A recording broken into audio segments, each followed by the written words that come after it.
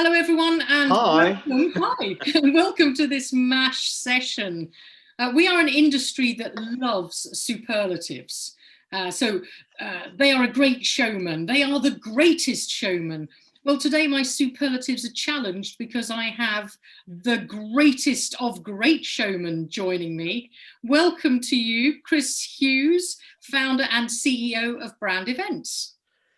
Yes. Now, thank you. I like the film The Greatest Showman, but I like the bit on it, which we all relate to when they're sat on the stairs at the end, having gone broke, having to discover how to raise new money and hanging on in there with the spirit that the show will go on. Because whilst most people like the music of that film, I like the business side of it, which is slightly more traumatic and more like real life. And certainly like this year, isn't it?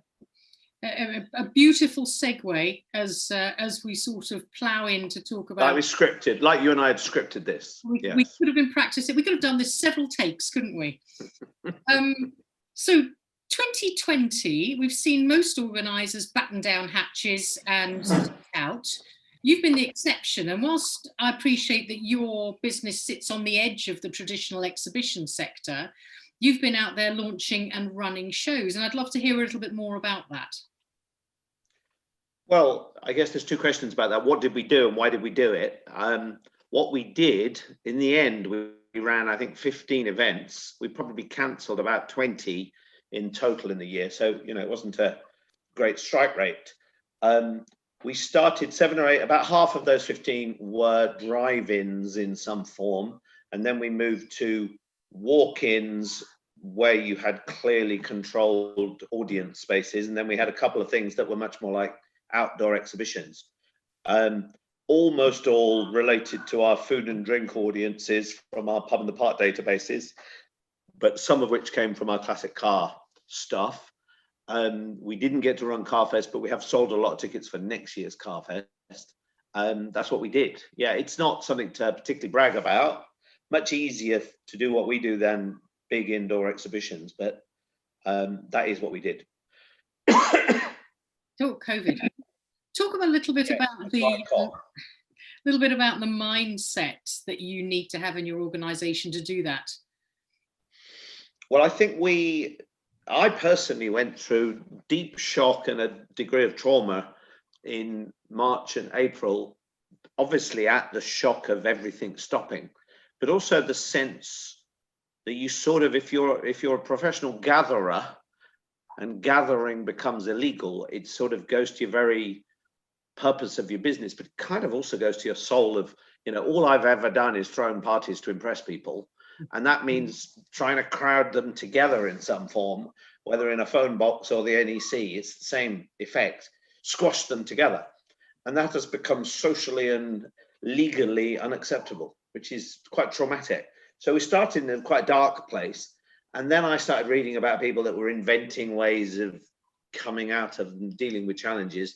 And I just sort of started to think, well, we as a company believe we're inventors. We believe we're best under pressure in crisis.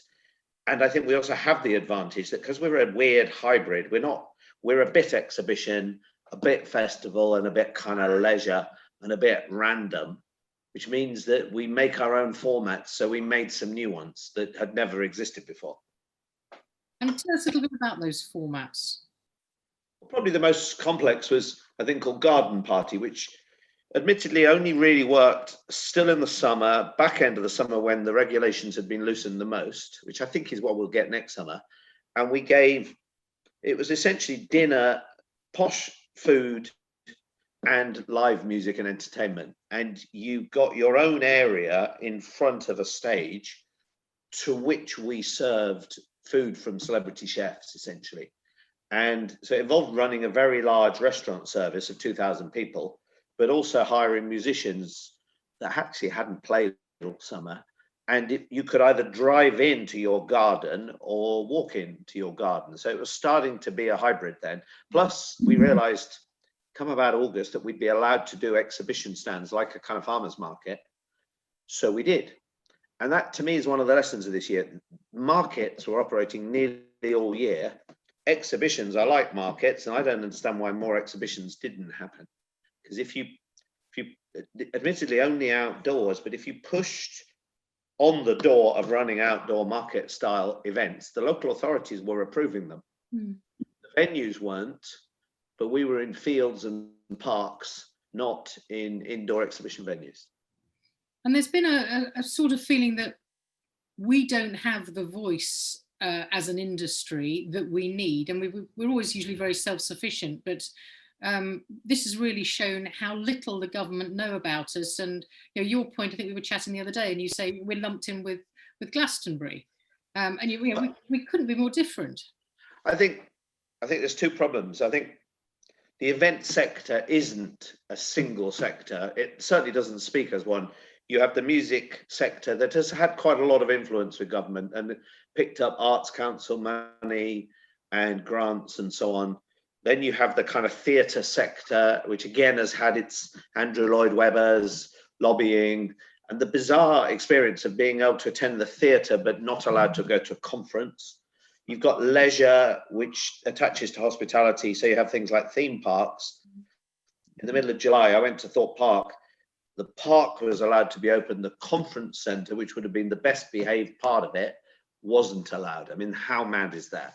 You have kids licking each other on roller coasters, but you couldn't go and talk about an insurance policy in a spread out room next door. I mean, that is so stupid. So you have all these different types of event. And then you have the weird effect you get in Britain only, where the word exhibition is totally unrecognised by government or media. Oliver Dowden thinks events are Glyndebourne and Glastonbury, and other things maybe beginning with Glah.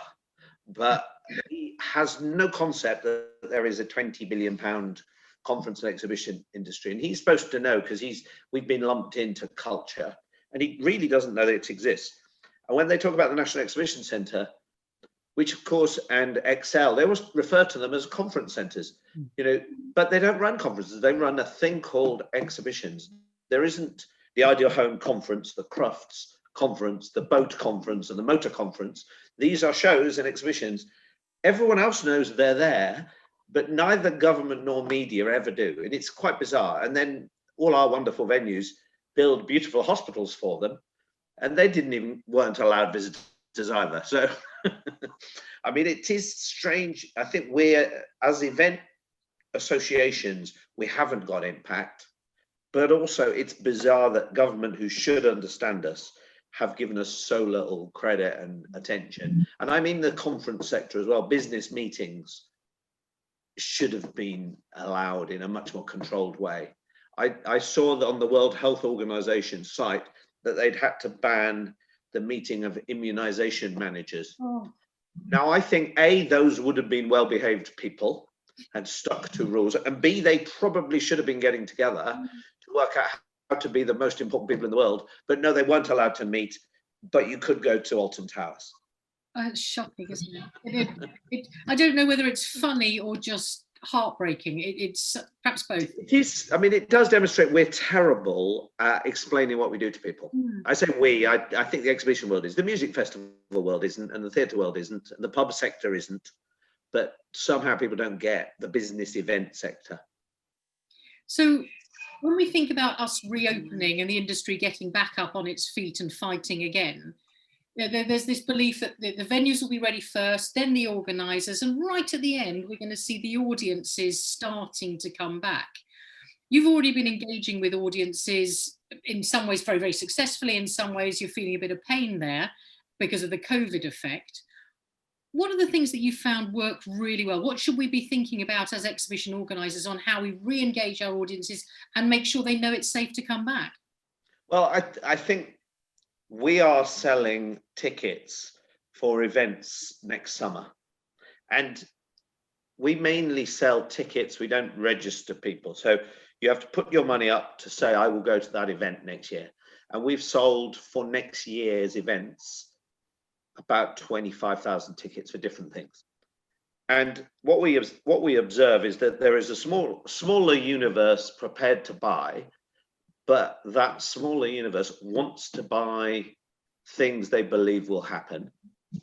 And the things we think that make it believable outdoor is safer than indoor. We've been told all the time. So we've moved a couple of indoor shows outdoors, and we're doing all our shows with sort of, some of them are rainproofed, but with wind, with, ventilated marquees with no sides, but cover. So we're doing things in April like that. So outdoors is helpful. And I think the exhibition world should have embraced outdoors more thoughtfully. I think built-in social distancing with the possibility to remove those measures is helpful. But, music festivals are selling tickets for events that have no alternative solution other than to be a big, busy crowd. So the conference and exhibition world could be, I think, probably selling far more convincingly, but most of them depend on 3 or 4 venues agreeing what they can do. And we're not in that space. We're not doing those events in 3 or 4 big venues. And key for us is that we're finding greenfield sites like parks and fields, and which then means you have to create your own venue and get it approved by local authorities. And local authorities are approving things far more thoughtfully than the exhibition venue sector. In an industry, we're an industry that likes peaks and troughs. I think we tend to call it being cyclical. But I mean, you've been through in your career with brand, you've been through the peakiest of peaks and the troughiest of troughs. And, are you saying we've had lots of disasters? Yeah, and you've met disaster and success equally. Absolutely. And you are the master of re-energizing creativity and bouncing back. And thinking about the advice that you would give the industry, how you would recommend people bounce back, how you embrace. For me, 1st of January, we're in. There's no worrying about 2020 and what happened. We've got to get on with it. What advice would you be giving? Firstly, I wouldn't give advice to the exhibition industry because it's a far more impressive, far more reliable and more profitable sector than what we do. So, but I can tell you what our approach to next year is. We've sort of quite consciously given up the ghost on this year and allowed people long holidays, furloughed quite a lot of people at the end of the year, sort of reluctantly just sort of shut down and said, look, let's let it blow through again, hopefully. But I want to come back in January with conviction. I don't think we can afford another year of stop-start. So we need to come back with belief. And that means, of course, having shrunk in workforce, it's possible we'll be hiring again. Having closed down the notion of office, we will be re-energizing some form of office. And we're gonna back ourselves to be inventing things that will work in 21. And I think that's a mindset. I think there are people that are now starting to talk about 2022 being the first time you can do things. And I worry about what that does. If an event company doesn't run events, is it an event company? It's a bit like if I can't hear myself, I'm not sure I exist. Or if a shark isn't swimming, I don't know. They're supposed to die if they don't keep moving, aren't they? Now, if you don't run an event for 2 years, are you an event company? What's that doing to your mindset? So we're taking a long break and coming back big and positive in the new year with no focus on cancellation and lots of belief that it's going to get better. I think there'll be a sort of bouncy January, February about the vaccine. They'll all be writing how slow it is and why it's not working in January. But I think I believe in it, and I think we'll be okay. Some form. You mentioned very briefly there, you mentioned about offices, and I found fascinating we've all embraced home working, and we see some of the big organisers saying, actually, we're going to embrace home working long term. And we think, especially for our sales teams, we can see that working. Really interested in what you think, and how are you going to manage that remote working, home working, or everyone back in the office? What's your thinking? Well, I've been through about 4 different seasons this year. I started the year with my old-fashioned people that stay home are lazy. That was my deep inner dinosaur belief until about March the 3rd. Then I went into, actually, this is quite nice. Saves a lot of time. And I can lie in 15 minutes and, still be working earlier. And it's very much more efficient. And then as the years gone on, I've noticed staff with particularly more creative, energetic staff finding every possible reason to come together because they get energy from each other. And what you realize is that, and this is the key, I think, for our industry, is that we have an emotional skill set and a rational skill set. The rational is probably better served by Zoom and sending emails and being efficient, but the emotional is at least 50% of what we do. And you get great ideas and good energy from seeing each other. It also makes the boring bits more fun, which is, I've always thought that going to work fundamentally is a negative thing to do unless you make it a good laugh. And it's never a good laugh because of tasks. It's usually a good laugh because of the people you're doing the tasks with giggling. So we let our lease go in September. It happened, it was timed that way. So we got out of having an office, and we've been practicing with pop-up offices because we concluded all we really need is a cafe or a bar that's got good Wi-Fi. So we've actually been renting, while we were allowed in the autumn, cafes and bars to do popping up. And in my head, my model for next year, if we found the right place, would be to own a cafe where we met on a Monday to a Wednesday, where the business of being in a cafe is a bit rubbish, but that the cafe made some money at the weekend.